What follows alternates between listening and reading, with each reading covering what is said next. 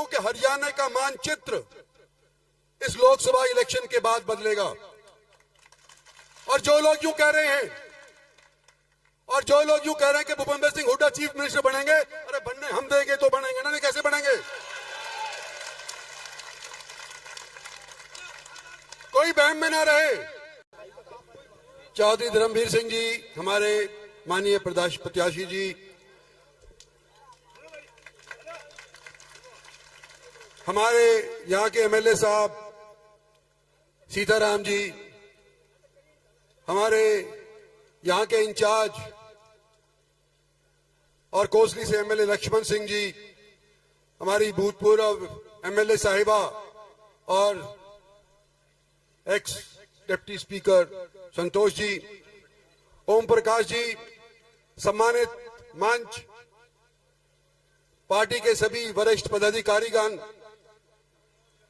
यहां इलाके की आई हुई सरदारी, माताओं, बहनों, नौजवानों और दोस्तों, जो आपने आने पर स्वागत किया, लाख लाख शुक्रिया आपका मैं करना चाहता हूं।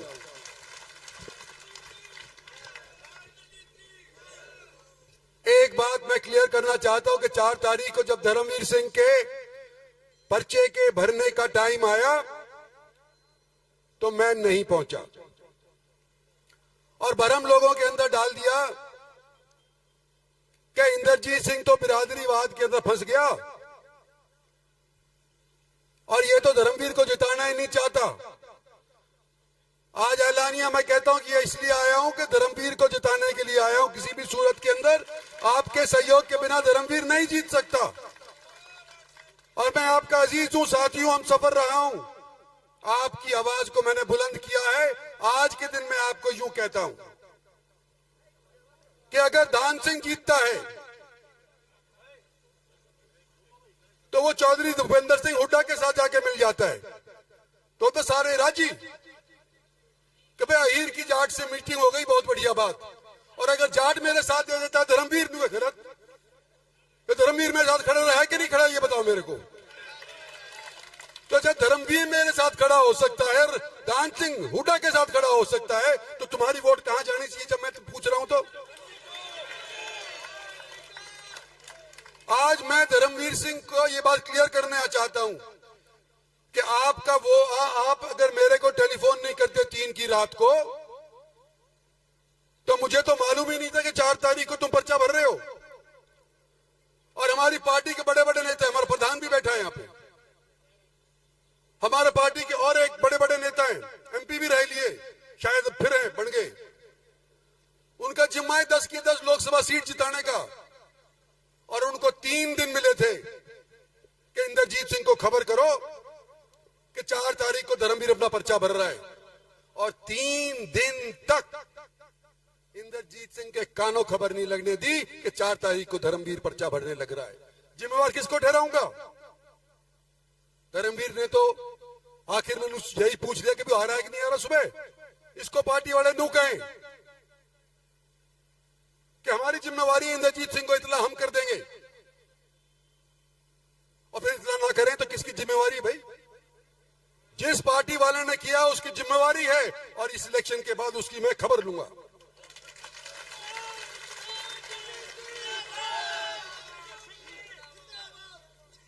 हमारी पार्टी में हो सकता है भीतरघात होता हो, कांग्रेस में भी भीतरघात होता रहा है, लेकिन आज के दिन मैं यूं कहना चाह रहा हूं कि हरियाणा का मानचित्र इस लोकसभा इलेक्शन के बाद बदलेगा। और जो लोग यूं कह रहे हैं कि भूपेंद्र सिंह हुड्डा चीफ मिनिस्टर बनेंगे, अरे बनने हम देंगे तो बनेंगे ना, नहीं कैसे बनेंगे? कोई बहम में ना रहे। भारतीय जनता पार्टी के अंदर परिवर्तन होगा। जो लोग आज बड़े बड़े ओहदों के ऊपर बैठे हैं, ये जरूरी नहीं कि आगे भी ये उसी तरह से बैठे रहेंगे, लेकिन हमने पार्टी के अंदर अनुशासन लाना है। और पार्टी के अंदर अनुशासन लाने की मुझे एक आध सहयोगी तो छोड़ो के दो, अकेला नहीं लड़ सकता, मुझे साथी चाहिए, लोकसभा में भी चाहिए, पार्टी में भी चाहिए, इसको चाहिए। और भाई पार्टी वालों, आपकी पार्टी से हम टिकट लड़ रहे हैं, मोदी की वजह से हम टिकट लड़ रहे हैं। मोदी जी ने टिकट दिया तो मुझे केबरा टिकट ही ना मिलता। आज मैं ये पूछना चाहता हूं कितने पार्टी के लोग यहां पर नीचे बैठे जो पार्टी के पदाधिकारी हैं और कितने लोग अपने साथ लाए हो। तो मेरा पार्टी ना मैं पार्टी के पूछूं यो की प्रधान की। तो जब ये पार्टी वाला पूरे स्टेज पे कितना बैठे हैं भूतपूर्व प्रधान सारा के सारा उड़े बैठे हैं। भाई इनका बस की नहीं है। यह इलेक्शन जिताना है, तुमने जिताना होगा। नरवीर ने 36 बिरादरी ने अकेला पार्टी के बस के लिए नहीं है। और मैं आज आपको कहता हूं आपका अजीज रहा हूं, आपका हमसफर रहा हूं, आपका साथी रहूंगा। आने वाले समय के अंदर मुझे एक सहयोगी दो, धर्मवीर को जिता करके भेजो। ये तो एक बात कह दी। और हम जब पार्टी के लिए मोदी के लिए वोट मांग रहे हैं किस लिए मांग रहे हैं कि हमने काम किया है। काम के बलबूते के ऊपर वोट मांग रहे हैं। चौधरी धर्मवीर अभी कह रहे थे जब सरकार हुआ करती थी कांग्रेस की सारा माल हूस करके नौकरियां हूस करके और एक जिले में बांट दिया करते थे, याद करो। और क्या वही स्थिति दोबारा चाहते हो? जब परिवर्तन हो चुका है, जब सेंट्रल यूनिवर्सिटी हमारी यहां की, याद करो कि अर्जुन सिंह हुआ करते थे हमारे उस टाइम के अंदर कांग्रेस के अंदर ह्यूमन रिसोर्स डेवलपमेंट के मंत्री और मैं एमएलए हुआ करता था, छोटा सा एमपी हुआ करता था। मंत्री नहीं बनाया था मेरे को दूसरी बार में। एमपी के तौर के ऊपर ये लड़ करके रोहतक नहीं जाने दी भाई। मैंने उन्हें लाके टेक दी जाटपाड़ी में यूनिवर्सिटी। और कोई कहे कि हमने करवाई, मैं करवाई अर्जुन सिंह को मैं लेकर के आया था। ये काम किया है हमने तुम्हारे लिए। और यहां का ये हाईवे क्या बोलते हैं, ग्रीनफील्ड हाईवे 9,000 करोड़ का 152D। कई लोग तो नुचावे थे कि ये होए ही नहीं। किसने करवाया? नितिन गडकरी ने। हरियाणा के बीचों बीच काट करके और चंडीगढ़ का सफर 3 घंटे कम कर दिया कि नहीं कर दिया? किसने करवाया? भारत सरकार ने कराया, मोदी सरकार ने कराया, नितिन गडकरी ने कराया। और मैं वकील धर्मवीर वकील इकट्ठे जाया करते थे। गडकरी के पास कम सैकड़ों बार गए होंगे जब डेवलपमेंट नजर आने लग रही है। लॉजिस्टिक हब नांगल चौधरी के अंदर अपने आप तो पैदा नहीं हुआ ना।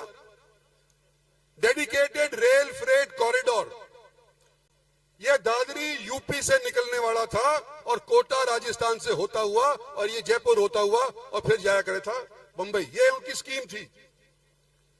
आज 2 लाख करोड़ रुपए से डेडिकेटेड रेल फ्रेट कॉरिडोर बन चुका है तकरीबन 99%। कैसे बना? हमने राजस्थान से जाने की बिनिस्बत यूं कहा कि तुलना करो कि कितना खर्चा होगा अगर हरियाणा से जाएगा तो, और अगर राजस्थान से जाएगा और इन नदियों के पुलों ऊपर पुल बनाने के बाद जाएगा, कोटा होकर के जाएगा, तो कितना खर्चा होगा? और हरियाणा से जाएगा कितना खर्चा होगा? तो राइट्स नाम की एक बिल्डिंग बनाने वाली संस्था है रेलवेज की, उन्होंने फिर ये भापा कि खर्चा कम कहां से होगा। और भाई हरियाणा का खर्चा कम था तो नू आज के दिन डेडिकेटेड रेल फ्रेट कॉरिडोर भी थारे जमीन के ऊपर से जाने लग रहा है और लॉजिस्टिक हब भी नांगल चौधरी के अंदर आज के दिन उसी वास्ते के लिए बन के लग रहा है। कौन क्लेम कर सकता है ये डेवलपमेंट? मोदी सरकार। जब मैं यूं कहता हूं आपसे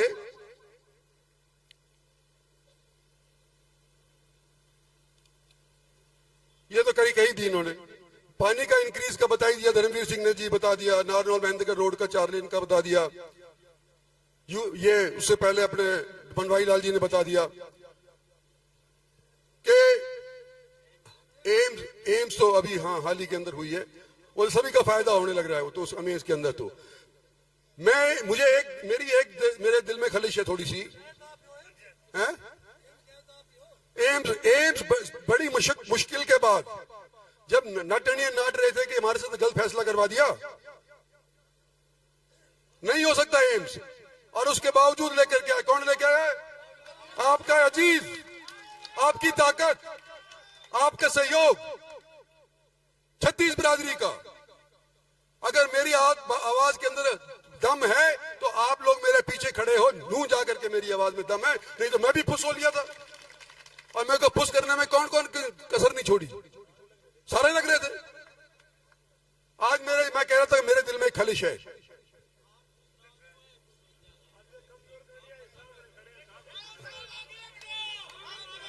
आज मेरे दिल में एक खलिश है कि हमने ये 152 हाईवे तो बना दिया, और मेरे सहयोगी साथी बूढ़े जवान धूप के अंदर, तपती धूप के अंदर अभी भी डेरा डाले हुए बैठे हुए हैं कि और हम वो उसका काम नहीं करवा पाए। कट कहां चाहते हैं? बागोत के अंदर। अभी यहां पे मेरे को बोल रहे थे, और इट बनवारी लाल जी के पास महकमा आ गया, शुक्र है पीडब्ल्यूडी का,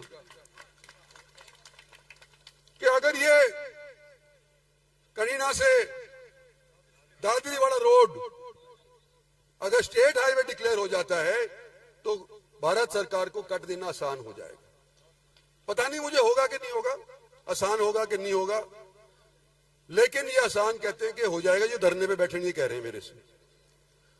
भाई बनवारी लाल जी, अगर चक्कर हो, अगर ये हो जाता है तो बहुत बढ़िया, और नहीं होता तो भी करवाएंगे। भाई वो दिन के तुम्हारा वहां बैठने का तुम्हारे को नुकसान नहीं होने देंगे, अभी भी बात उसके ऊपर करेंगे ये। पर उसके लिए मैं नहीं कर सकता, हमारा एमपी जब भी कहेगा जब भी तो बात बढ़ेगी। ये मोटी मोटी बात आपसे कहनी थी भैया। देखो ये सारे काम आप लाए, लेकिन धर्मवीर को भी तो आप ही लेके आए हो। वो मैं कह दी ना कि धर्मवीर मेरे साथ रहा और धर्म सिंह मैं बनाया, मेरे को छोड़ के भाग गया, है कि नहीं?